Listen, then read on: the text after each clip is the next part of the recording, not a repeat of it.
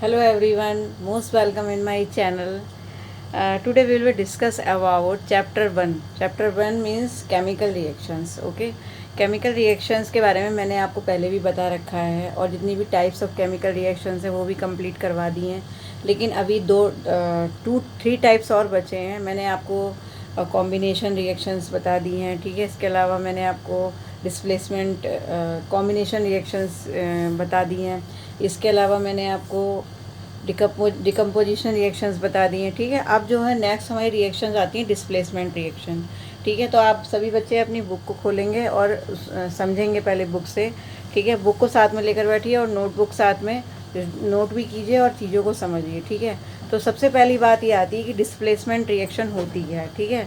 तो देखिए यहाँ पर इसकी डेफिनेशन क्या बनती है। When an element displaces another element from its compound is called displacement reaction, ठीक है। तो देखिए ये एक डेफिनेशन लिखी हुई है। ये डेफिनेशन आपको बिल्कुल भी समझ में नहीं आएगी, मैं जानती हूँ। ये तब तक समझ में नहीं आएगी जब तक आप इसकी रिएक्शन को और जो मैं समझा रही हूँ उसको अच्छे से नहीं समझ लेंगे, ठीक है।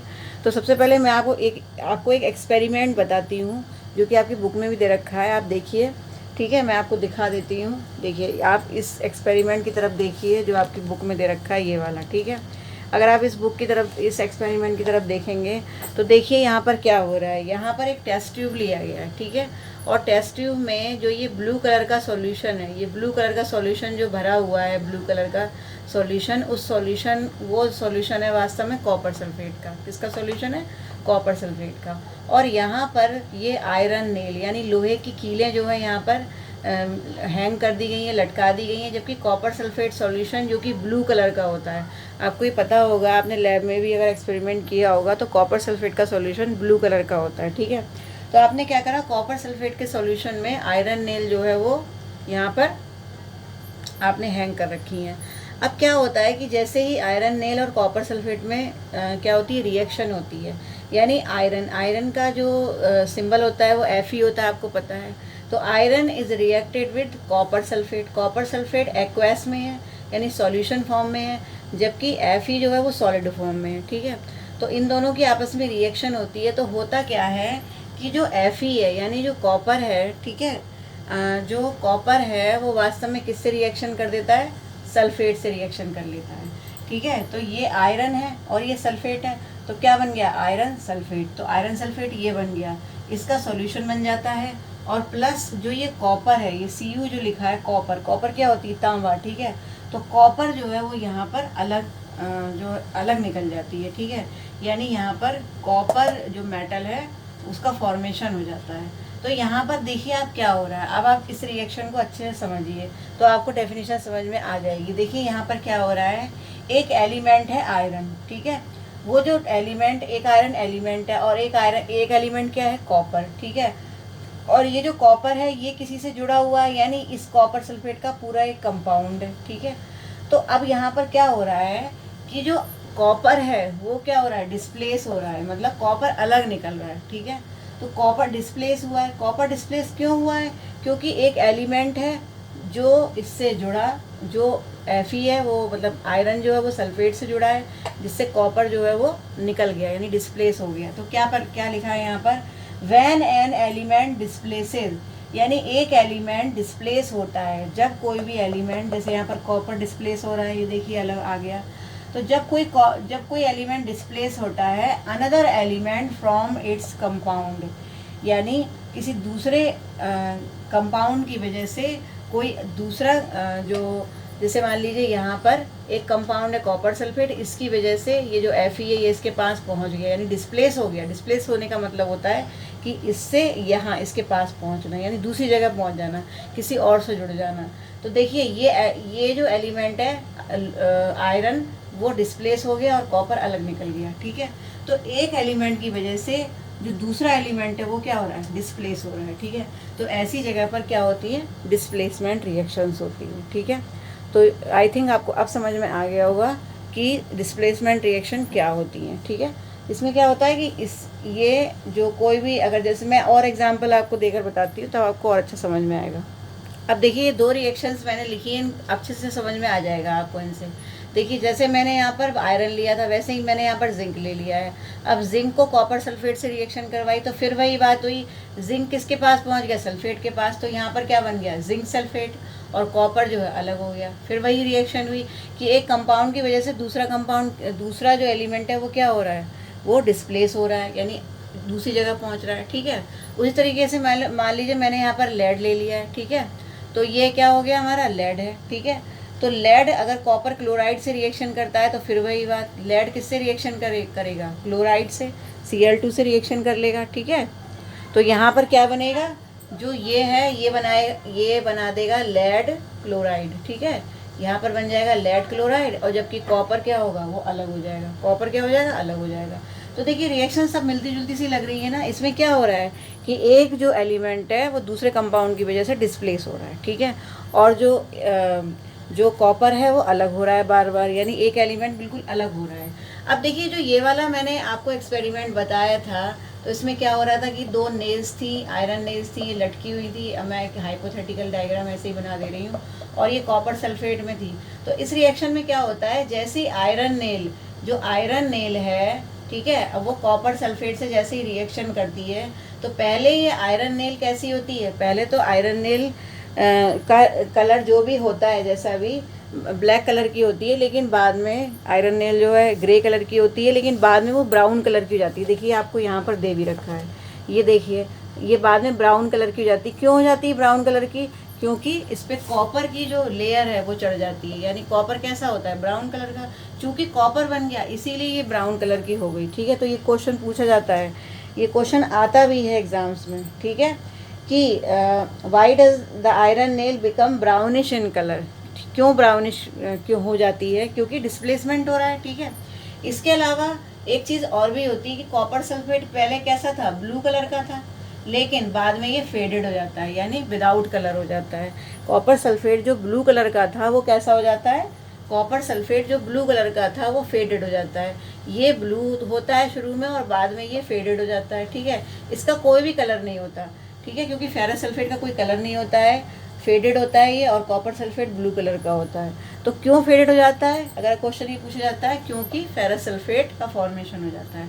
तो अगर कभी इस तरह से क्वेश्चन आते हैं इस रिएक्शन से रिलेटेड, तो आपको ये रिएक्शन लिखनी होगी, इसके बारे में कम्प्लीटली बताना होगा। तो आई थिंक आपको समझ में आ गई होगी डिस्प्लेसमेंट रिएक्शन क्या होती है। ठीक है, तो डिस्प्लेसमेंट रिएक्शन के बाद में फिर आती है डबल डिस्प्लेसमेंट रिएक्शन। आगे आप पन्ना पलटेंगे अपने नेक्स्ट, वैसे उसी पेज पर है डबल डिस्प्लेसमेंट रिएक्शन, थोड़ा सा दे रखा है उसके बारे में। तो डबल डिस्प्लेसमेंट रिएक्शन अगर आप देखेंगे तो देखिए है ये भी डिस्प्लेसमेंट रिएक्शन, लेकिन इसमें डिस्प्लेसमेंट 2 बार होगा। ठीक है, डबल होगा। ठीक है, कैसे होगा अब मैं आपको बताती हूँ।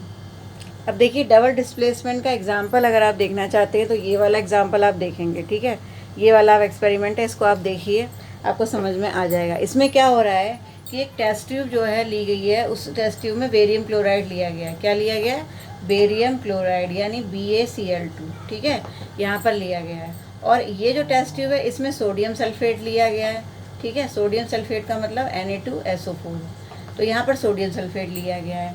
अब दोनों जब इसको इसमें उड़ेला गया है तो दोनों आपस में रिएक्शन करती हैं। ठीक है, जब रिएक्शन करेंगी तो जो सोडियम सल्फेट है is reacted with barium chloride, sodium sulphate is reacted with barium chloride.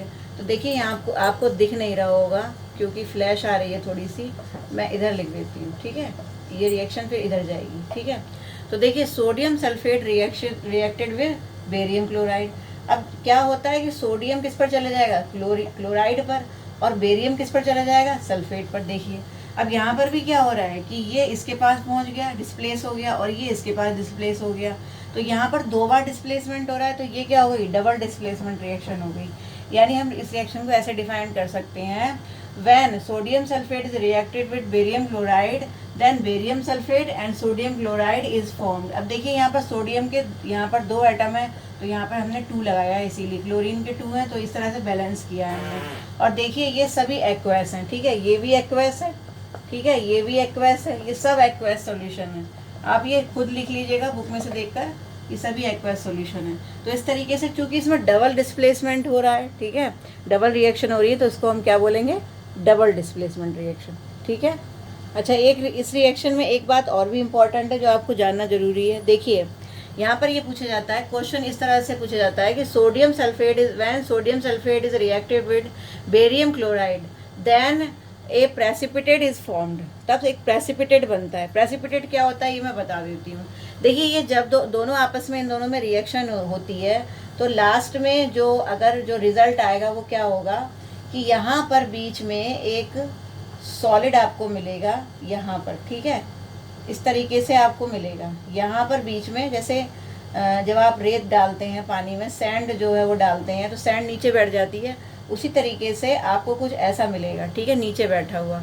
ये नीचे इसलिए बैठ जाता है क्योंकि ये कैसा होता है, इनसॉल्युबल होता है, ये घुल नहीं सकता, ये सॉल्युबल नहीं होता है। तो क्या होता है कि जैसी रिएक्शन होती है आपस में तो बनता है बेरियम सल्फेट और सोडियम क्लोराइड। तो आपको मालूम है सोडियम क्लोराइड क्या होता है, नमक होता है, ठीक है। तो ये तो वैसे भी घुल ही जाएगा, ठीक है। तो सोडियम क्लोराइड तो सॉल्युबल है, लेकिन जो बेरियम सल्फेट है वो सॉल्युबल नहीं होता है, तो इसलिए ये क्या हो जाता है, ये नीचे बैठ जाता है। और इस जो नीचे बैठा हुआ है इसको हम कहते हैं प्रेसिपिटेट। क्या कहते हैं, प्रेसिपिटेट। तो इसीलिए क्वेश्चन आता है कि when sodium sulphate is reacted with barium chloride then precipitate is formed, ठीक है। तो what is the chemical name of precipitate, तो इसका प्रेसिपिटेट का केमिकल नेम क्या है, तो इसका नाम क्या हो गया, बेरियम सल्फेट। तो वास्तव में ये जो नीचे आ गया है, नीचे जो तली पर बैठ गया है बॉटम में, ये वास्तव में बेरियम सल्फेट है। तो इस तरह से क्वेश्चन आप बन करके आता है, तो आपको पता होना चाहिए कि जो प्रेसिपिटेट बना है इसको हिंदी में अवक्षेप बोलते हैं।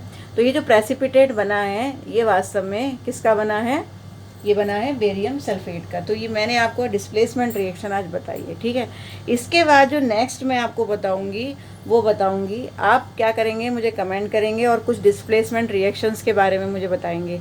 कमेंट करके मुझे कुछ डिस्प्लेसमेंट रिएक्शंस जो हैं लिख कर भेजिएगा कमेंट में, जिससे मुझे पता चले कि आप वाकई ऑब्ज़र्व कर रहे हैं चीज़ों को। बहुत सारे बच्चे होते हैं, ऋतु है, कनिष्का है, ममता है, दिशा है, ठीक है, ज्योति है और कंचन है। बहुत से बच्चे हैं जो मुझे लगातार मैसेज करते हैं, और भी कई बच्चे हैं। तो मैं ये चाहती हूँ कि आप सभी लोग जो हैं अच्छे से देखें वीडियोस को और सभी लोग कमेंट करें। तो सभी कमेंट करते रहिए। मैं आपके कमेंट को रिप्लाई नहीं दे पाती हूँ, लेकिन ये बात सच है कि मैं सबके कमेंट पढ़ती हूँ और अच्छा लगता है कि आप कमेंट करते हैं और चीज़ों को अच्छे से पढ़ रहे हैं, ठीक है, लापरवाही नहीं कर रहे हैं बिल्कुल।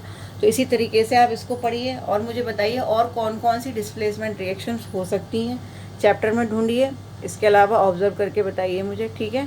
तो चैनल सब्सक्राइब नहीं किया तो कर लीजिए, और अगर कोई भी डाउट है तो उसे कमेंट में ज़रूर बताइए मुझे, कोई भी अगर डाउट आपको है। और इसके अलावा वीडियोस को ज़्यादातर शेयर कीजिए और वीडियोस को लाइक कीजिए। अगर डिसलाइक भी करना तो वो भी कर सकते हैं, लेकिन मुझे बताइए कि आपने डिसलाइक क्यों किया है, ठीक है। तो फिर मिलती हूँ नेक्स्ट वीडियो में, ऑक्सीडेशन एंड रिएक्शन, मतलब अगले जो वीडियो में ये चैप्टर बिल्कुल कंप्लीट हो जाएगा, ठीक है। चैप्टर बिल्कुल फिनिश हो जाएगा, उसके बाद हम एक्सरसाइज के क्वेश्चंस करेंगे, ठीक है। फिर एक मैं लाइव क्लास लूँगी, लाइव क्लास में मैं आपका एक टेस्ट लूँगी, मैं आपके सामने होंगी और आप मुझे क्वेश्चंस के आंसर देंगे। आपका टेस्ट टाइप का ये हो जाएगा, ठीक है, ओरल टेस्ट हो जाएगा। तो इस तरह से आप देखते रहिए लगातार। तो फिर मिलती हूँ नेक्स्ट वीडियो में। नमस्कार।